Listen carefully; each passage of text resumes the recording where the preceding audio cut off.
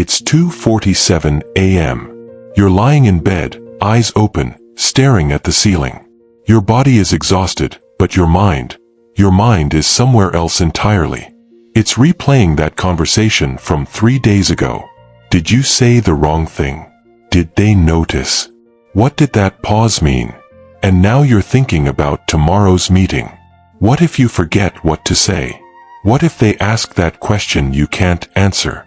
And then, almost cruelly, your mind jumps to something you said 5 years ago. Something embarrassing. Something no one else probably remembers. But you do. You remember everything. You tell yourself to stop. Just stop thinking, you whisper into the darkness. But that only makes it worse. Because now you're thinking about thinking. You're overthinking about overthinking. The thoughts multiply like reflections in opposing mirrors, infinite, recursive, impossible to escape. What if I told you that this exhausting mental spiral isn't a malfunction? What if your overthinking isn't a flaw in your design, but rather a feature, one that's simply misunderstood, overworked, and desperately trying to help you in the only way it knows how? Tonight, we're going to explore the gentle psychology of overthinking.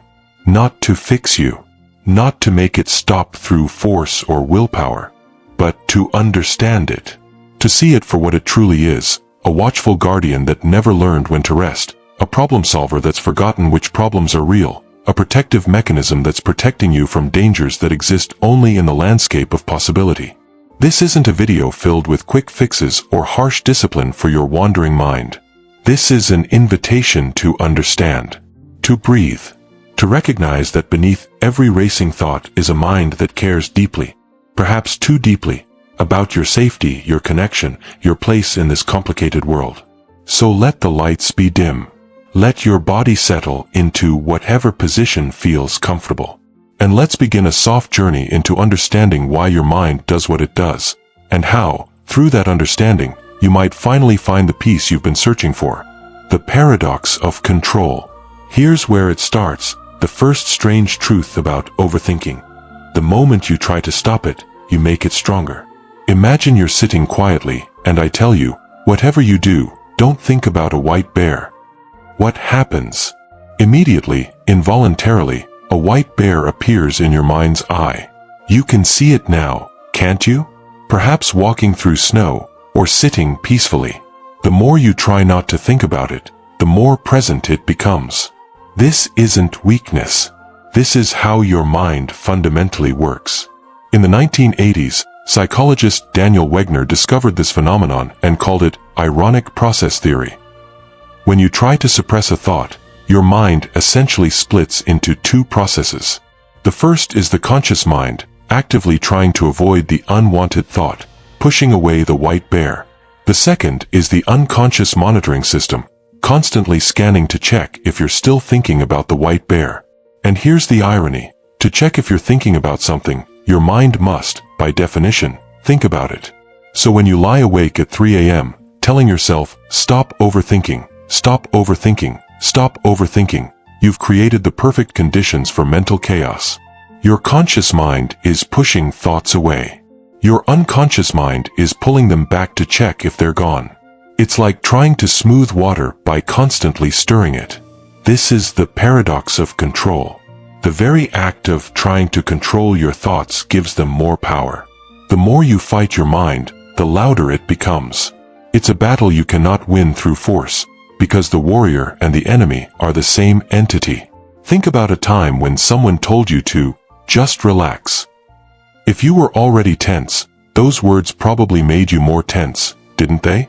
Because now you're not just tense, you're tense about being tense. You're failing at relaxation, which creates more anxiety, which makes relaxation even more impossible. It's a recursive loop, feeding on itself. Your overthinking works the same way. You have a worried thought. Then you worry about worrying. Then you judge yourself for being someone who worries. Then you worry that this worrying is somehow going to ruin your life. Each layer adds weight. Each layer makes the original thought more significant than it ever was on its own. But here's what's fascinating. Your mind isn't doing this to torture you. It's doing this because, Somewhere deep in its architecture, it believes that thinking about problems prevents them. That if you can imagine every possible negative outcome, you can somehow prepare for them. That if you replay past mistakes enough times, you'll extract some lesson that will protect you from future pain. Your mind has confused preparation with protection. It thinks that worrying is the same as caring. That anxiety is the same as responsibility. That if you stopped overthinking, something terrible might slip through the cracks. Imagine a security guard who never leaves their post, never sleeps, never takes a break. They're vigilant, dedicated, constantly scanning for threats. But after years of this, they start seeing threats that aren't there. A shadow becomes an intruder. A sound becomes danger. Their exhaustion makes them less effective, not more. They're still trying to protect, but their perception has been distorted by fatigue. This is your overthinking mind. It's a guardian that forgot how to rest. The first step toward peace isn't fighting this guardian. It's understanding what it's guarding against. Most overthinking falls into 3 categories. The past, ruminating on what you did, what you said, how you were perceived, searching for mistakes that might predict future failures. The future, simulating scenarios that haven't happened, might not happen, and often can't happen, trying to prepare for every possibility. The present, analyzing your current thoughts and feelings, trying to figure out if you're okay, if you're normal, if you're thinking the right way. In each case, your mind is trying to solve something. But here's the gentle truth you need to hear. Most of what you overthink about isn't actually solvable through thinking. The past cannot be changed through analysis. The future cannot be controlled through worry. And your present state of mind cannot be fixed through constant self-examination. It's like trying to see your reflection more clearly by staring harder at rippling water. The act of looking disturbs what you're trying to see. So what happens when you stop trying to control it? When you stop fighting the white bear? Something unexpected. Something almost miraculous in its simplicity. When you stop pushing thoughts away, they stop pushing back. When you let the white bear exist, it eventually wanders off on its own. Not immediately. Not because you've mastered some technique. But because thoughts, by their nature, are temporary. They arise. They exist. And they pass away. Unless you grab them. Unless you fight them. Unless you try to control them. This is the paradox of control. The way out is through acceptance, not resistance. The way to quiet your mind isn't to make it stop, but to stop making it try to stop. The watchful mind. Let's go deeper into understanding why your mind overthinks in the first place. Because once you see the mechanism clearly, it becomes less frightening, less overwhelming, almost understandable. Imagine you're walking through a dark forest. Every sound is amplified. A snapping twig sends adrenaline through your system. A rustling in the bushes makes you freeze. Your senses are heightened, your mind is racing through possibilities. Is it dangerous? Should I run? Should I hide? Should I prepare to fight? This hypervigilance kept your ancestors alive. The humans who heard a sound and thought, it's probably nothing, sometimes died when it turned out to be something. The humans who heard a sound and immediately calculated every possible threat, they survived. They passed on their genes. They passed on their watchful, careful, overthinking minds. You are the descendant of overthinkers. It's in your biology. Your brain is designed to prioritize negative possibilities over positive ones because, in terms of survival, it's better to be wrong about danger 100 times than to be wrong about safety once. This is called negativity bias, and it's why your mind finds threats even when you're completely safe in your bed at night. It's why one critical comment can erase 10 compliments. It's why you remember your embarrassing moments with crystal clarity but forget hundreds of successful interactions. Your brain isn't broken. It's just calibrated for a different world, one where threats were immediate and physical. Where a moment of inattention could mean death. Where social exclusion from your tribe meant you wouldn't survive the winter. But you don't live in that world anymore. The threats you face are different now. More abstract. more psychological. Yet your brain still responds as if your survival is at stake when someone doesn't text back immediately. As if your life is in danger when you have to give a presentation. As if exclusion from a social group is equivalent to being left alone in the wilderness. Your overthinking is an ancient alarm system responding to modern triggers. It's a smoke detector going off because you burnt toast, treating it the same as if your house were engulfed in flames. Let me give you a concrete example of how this manifests. You send a message to a friend. They don't respond for 3 hours. Consciously, you know they're probably busy. You know they still care about you. You know that in the grand scheme of your relationship, 3 hours means nothing. But your overthinking mind doesn't see it that way. It sees a potential threat, rejection. And rejection to your ancient brain is serious. So it starts generating questions. Did I say something wrong? Are they mad at me? Are they talking to other people but ignoring me? What does this mean about our friendship? These aren't casual questions. They come with emotional weight, anxiety, tension, an urgent feeling that you need to figure this out right now. That if you can just think about it enough, you'll arrive at certainty. You'll know what's really happening. You'll be safe. But here's what's actually happening. Your mind is creating problems to solve because it feels safer solving problems than sitting with uncertainty. Uncertainty feels dangerous. Not knowing feels like vulnerability. So your mind manufactures scenarios, simulations, possibilities, giving you something concrete to work with, even if that concrete thing is entirely fictional. This is the exhausting irony of overthinking. You're spending real mental energy solving imaginary problems. You're experiencing genuine stress about situations that exist only as possibility. You're suffering today for things that might happen tomorrow, or might have happened yesterday, but aren't happening now. And the saddest part? Your mind is doing this because it cares about you. It's trying to protect you. It's working overtime to keep you safe, connected, accepted. It's scanning for social threats the same way it would scan for predators. It just doesn't realize that not every unknown is dangerous. That uncertainty isn't the same as threat. That you can survive, even thrive, without having all the answers. Think about a child asking, why? After every answer. Why is the sky blue? Because of light scattering. Why does light scatter? Because of the atmosphere. Why do we have an atmosphere? Because of gravity and Earth's formation. But why? Your overthinking mind is that child asking, what if? After every reassurance. What if they're upset? They're probably not. But what if they are? You'll handle it. But what if I can't? You've handled difficult things before. But what if this is different? The questions never end because the goal isn't actually to get answers. The goal is to maintain vigilance. To keep watching. To never be caught off guard. Your mind has confused preparedness with perpetual worry. In psychology, this is related to what's called hypervigilance, a state of constant sensory scanning for threats.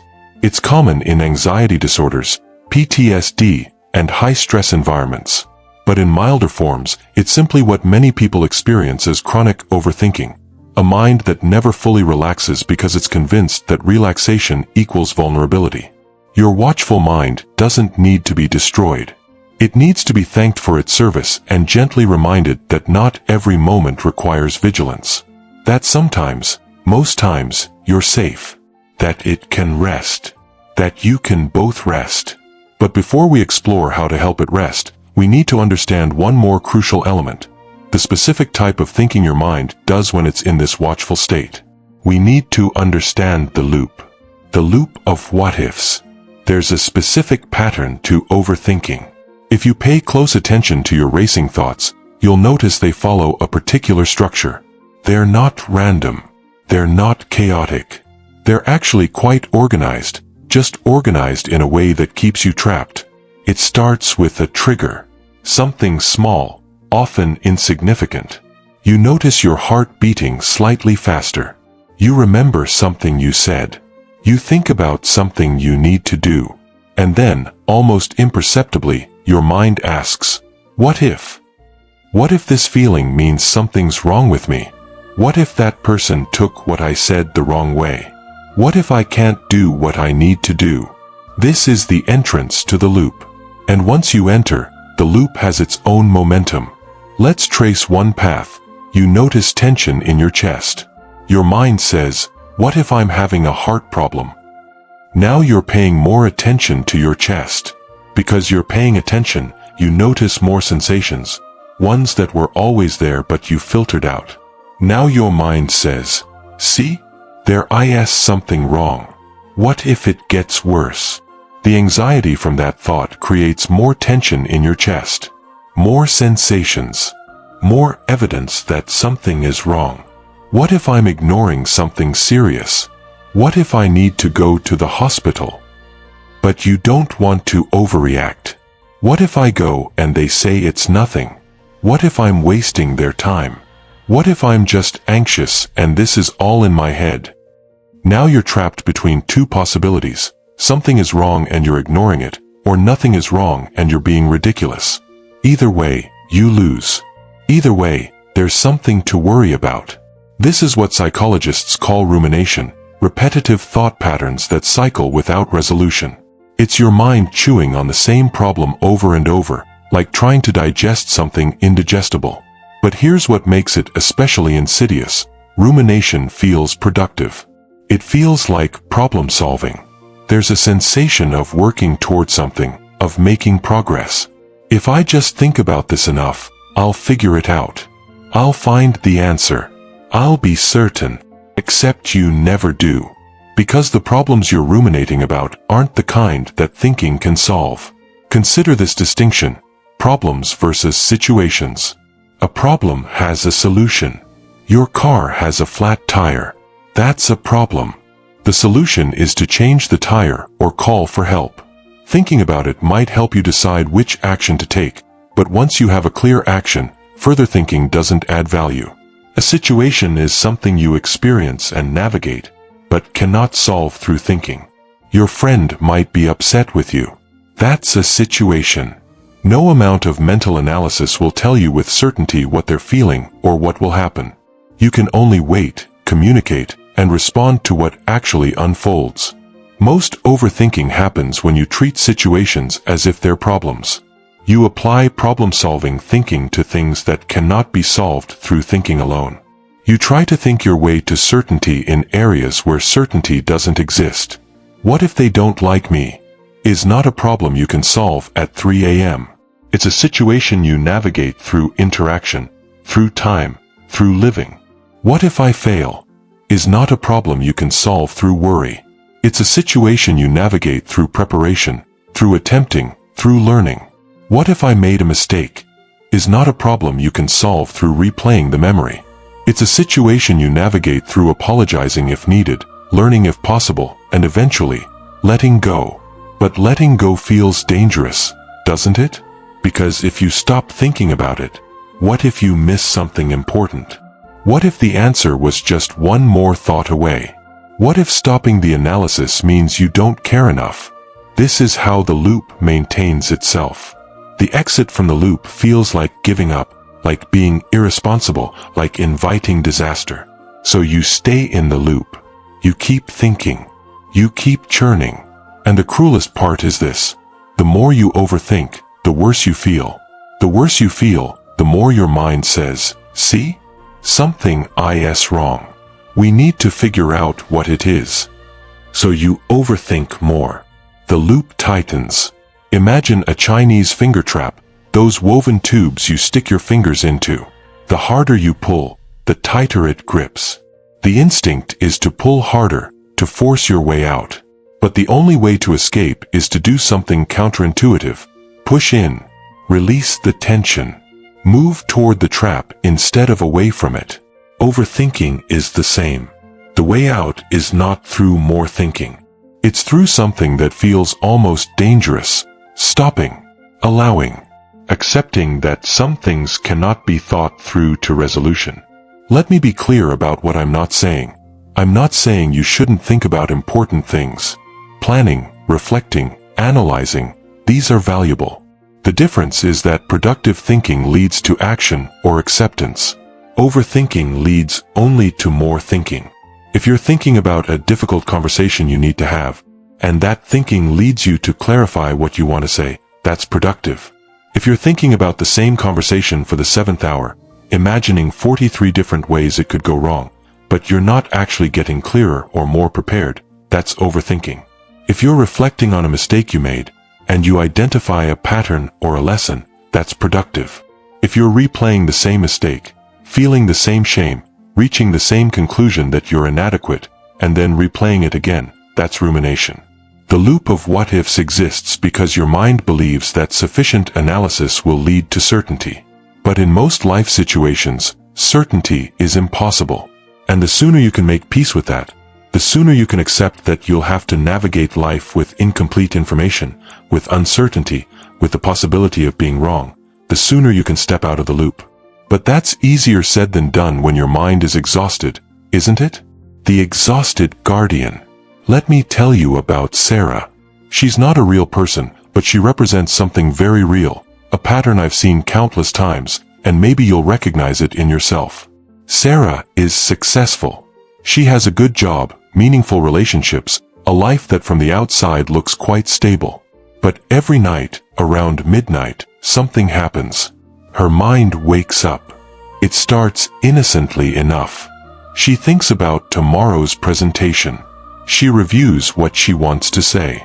But then she remembers that last month, she stumbled over a sentence during a different presentation. Someone in the audience looked confused. What if that happens again? What if I forget what to say? What if they think I'm incompetent? Now she's imagining the worst-case scenario. She sees herself frozen at the podium. She feels the humiliation. She thinks about her boss's disappointed face. What if this affects my career? What if I get passed over for promotion? What if I eventually lose my job? She tells herself she's being ridiculous. It's just a presentation. You've done hundreds of these. Stop worrying. But that just makes her start worrying about worrying. Why can't I just be normal? Why do I always do this to myself? What's wrong with me? By 2 a.m., she's no longer thinking about the presentation. She's thinking about why she's the kind of person who can't sleep before presentations. She's thinking about other times she's been anxious. She's wondering if she has an anxiety disorder. She's searching her memory for evidence of whether she's always been this way or if it's getting worse. She's trying to solve the problem of herself. By the time her alarm goes off at 6:30 a.m., she's exhausted. She got maybe 3 hours of broken sleep. And now she has to give the presentation that started this whole spiral, except now she's actually impaired by lack of sleep, which makes her more likely to stumble, which confirms her fears, which makes her more anxious about the next presentation. The cycle perpetuates itself. But here's what Sarah doesn't see, what most overthinkers don't see. Her mind isn't the problem. Her mind is exhausted from trying to protect her from a problem that doesn't exist yet and might never exist. Think of it this way. Sarah's mind is like a parent who never lets their child take any risks. They hover constantly, warning about every possible danger. Don't climb that tree, you might fall. Don't talk to that person, they might reject you. Don't try that new thing, you might fail. The parent thinks they're helping. They think their vigilance is love. But what they're actually doing is teaching the child that the world is dangerous, that they're incapable of handling difficulty, that safety requires constant monitoring of every possible threat. Sarah's mind is that overprotective parent. And Sarah, her conscious present moment self, is the exhausted child who just wants to sleep but can't because someone keeps shaking her awake to warn her about monsters that aren't there. The tragedy is that this protective mechanism, born from care, becomes the source of suffering. Sarah's mind creates the very anxiety it's trying to prevent. It simulates failure to prepare for failure, but the simulation feels like actual failure. The body can't tell the difference between a real threat and an imagined one. The stress is the same. So Sarah lies awake, her heart rate elevated, her cortisol levels rising, her body in fight or flight mode, for a presentation that's 8 hours away. She's living tomorrow's potential suffering today, which means she's suffering twice if things go badly, and suffering once unnecessarily if they don't. And the most heartbreaking part? Sarah is smart. She's self-aware. She knows this is irrational. She can clearly see that her thinking isn't helping. But knowing this doesn't make it stop. Because overthinking isn't a knowledge problem. It's not something you can think your way out of. It's a nervous system pattern, a habit of mind, a well-worn neural pathway that your brain defaults to under stress. Sarah doesn't need more information about why she shouldn't worry. She needs her exhausted guardian to learn that it's safe to rest. She needs her watchful mind to discover, through experience, that terrible things don't happen when it lowers its guard. She needs to retrain a system that's been on high alert for so long that it's forgotten what baseline feels like. And this is where we arrive at perhaps the most important part of our journey together.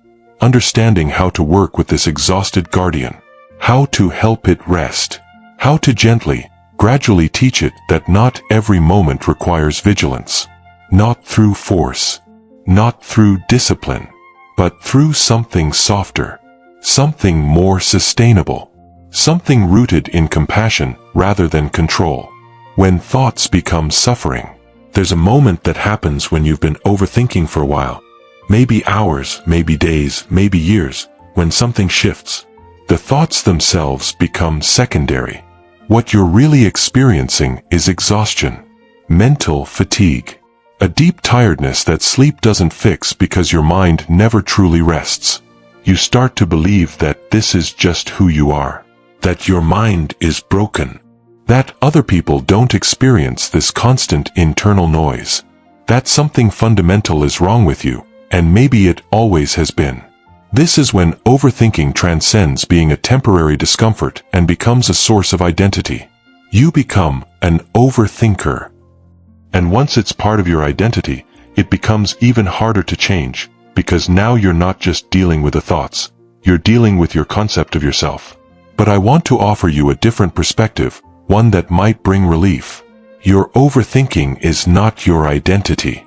It's a habit, a pattern, a learned response to uncertainty and threat. And like all habits, it can be understood, worked with, and gradually transformed. Think about physical pain for a moment. When you touch something hot, you pull your hand away instantly. That's an automatic protective response. It's useful. But imagine if, after pulling your hand away, you kept thinking about the burn, replaying it, imagining worse burns, worrying about all the ways you might get burned in the future. The original pain was brief and useful. It taught you something. But the mental suffering you added afterward? That's optional. That's created through thought. Overthinking is the mental equivalent of this. The original thought or concern might be legitimate. I have a presentation tomorrow, is just a fact. But what if I fail? What if everyone judges me? What if this ruins my career? What will that mean about me as a person? That's the suffering you're adding through rumination. The Buddha had a teaching about this, the parable of the two arrows. The first arrow is pain. It's what life brings, difficulty, uncertainty, loss, challenge. The second arrow is suffering. It's what we add through our reaction. The resistance, the rumination, the stories we tell about what the pain means. You cannot avoid the first arrow. Life brings what it brings. But the second arrow, that's optional. That's where your overthinking lives. And that's where your freedom can begin. Because here's the profound truth. The thoughts themselves aren't the problem. It's your relationship with the thoughts. It's the fighting, the fearing, the identifying with them. It's the belief that you must respond to every thought, solve every worry, resolve every uncertainty before you can be at peace. What if you didn't have to? What if you could notice a worried thought and let it be there without grabbing it? What if you could feel anxiety without making it mean something's wrong with you? What if you could be uncertain without needing to think your way to certainty? This isn't about positive thinking or pretending difficult thoughts don't exist. This is about something more subtle, recognizing that thoughts are mental events, not facts. That worry is a sensation, not a command. That your mind can be anxious without you having to fix it right this moment. Imagine standing by a river, watching leaves float past. Some are beautiful. Some are decayed. But you don't jump in the river to grab them or push them away.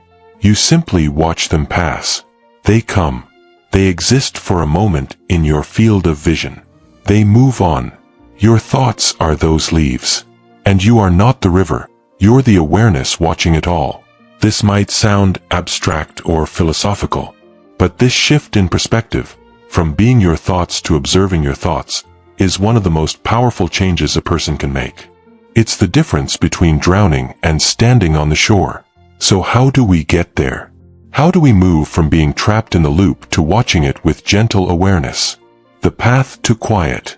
If you're still with me, if you've journeyed through this understanding of your overthinking mind, then you're ready for what comes next.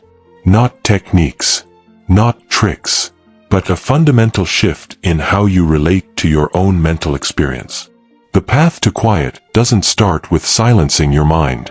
It starts with listening to it differently. First, practice recognition. The next time you notice you're overthinking, pause. Don't judge it. Don't try to stop it. Simply recognize it. I'm overthinking right now. That small moment of recognition creates a gap, a space between you and the thoughts. You're no longer completely identified with the mental spiral. You're observing it. This might seem insignificant, but it's revolutionary.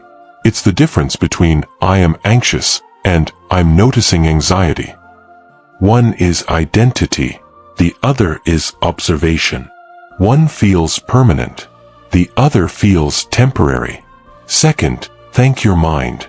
I know this sounds strange, possibly even offensive when your mind is tormenting you at 3 a.m. But stay with me. Your mind is trying to protect you.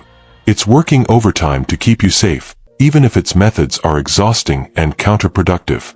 So when you notice overthinking, try this. Thank you, mind, for trying to keep me safe. I appreciate your effort. But right now, I'm okay. Right now, I'm safe. You can rest. This isn't magic. Your overthinking won't immediately stop. But you're beginning to change the relationship from adversarial to collaborative. You're treating your mind as an overworked friend who needs reassurance, not as an enemy to defeat. Third, return to sensation. Your overthinking exists in mental time, in the imagined past or future. But your body exists only in the present. So when thoughts spiral, bring attention to physical sensation. The weight of your body against the bed. The temperature of the air. The rhythm of your breath. You're not trying to stop thinking. You're giving your attention something else to rest on. Gently, without force. Like redirecting a child's attention from something frightening to something neutral. Breathe in. Notice the sensation. Breathe out. Notice the sensation. The thoughts will continue. Let them. You're not fighting them anymore. You're just choosing where to place your attention. And gradually, with practice, the thoughts will quiet on their own. Not because you forced them to, but because you stopped feeding them with your struggle. Fourth, embrace uncertainty.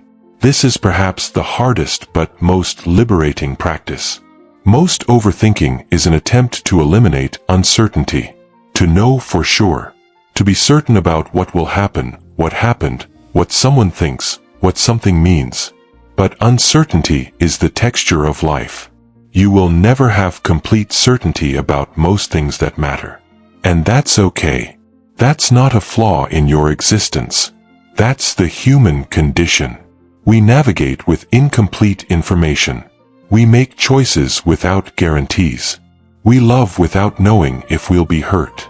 We try without knowing if we'll succeed. Your overthinking mind wants to simulate every possibility before acting. But life doesn't work that way. Life requires courage, not the courage of fearlessness, but the courage to move forward while afraid, to act without certainty, to be vulnerable without knowing the outcome. When you can accept that you don't need to figure everything out, that you can't figure everything out, a tremendous weight lifts. Because you're no longer carrying the impossible burden of trying to control the uncontrollable through thinking. Fifth, be patient with yourself. Overthinking is a deeply ingrained pattern. You won't undo it in a day, a week, or even a month. There will be nights when you still lie awake, mind racing. There will be times when you fall back into rumination. That's not failure. That's being human. That's learning. Be as gentle with yourself as you would be with someone you love who's struggling. Because that's what you are, someone who's struggling, doing their best, learning to work with a mind that feels overwhelming sometimes. Every time you recognize you're overthinking without judgment, you're rewiring your brain. Every time you return to the present moment, you're creating a new neural pathway. Every time you choose observation over identification, you're training a different relationship with your thoughts. It's subtle. It's gradual. But it's real. Finally, remember this. Your worth is not determined by how well you control your thoughts. Your value doesn't decrease when your mind is chaotic. You are not your overthinking. You are the awareness that's capable of noticing it, understanding it, and gradually, gently learning to work with it. The calm you're seeking isn't on the other side of perfect mental silence. It's available right now, in this moment, beneath the thoughts. It's in the breath that continues whether you're thinking or not. It's in the body that exists in the present, even when the mind is in the past or future. It's in the awareness that's reading these words right now. Steady, present, untouched by the content of thinking. You don't need to fix yourself. You need to understand yourself. And in that understanding, something remarkable happens. The thing you were trying to control begins to soften on its own. Not because you forced it, but because you finally stopped fighting it. Your mind has been trying to tell you something through all this overthinking. I care about you. I want you to be okay. And tonight, you can respond, I know. And I am okay. Right now, in this moment, I am okay. Let that be enough. Let yourself rest. You've earned it. Breathe.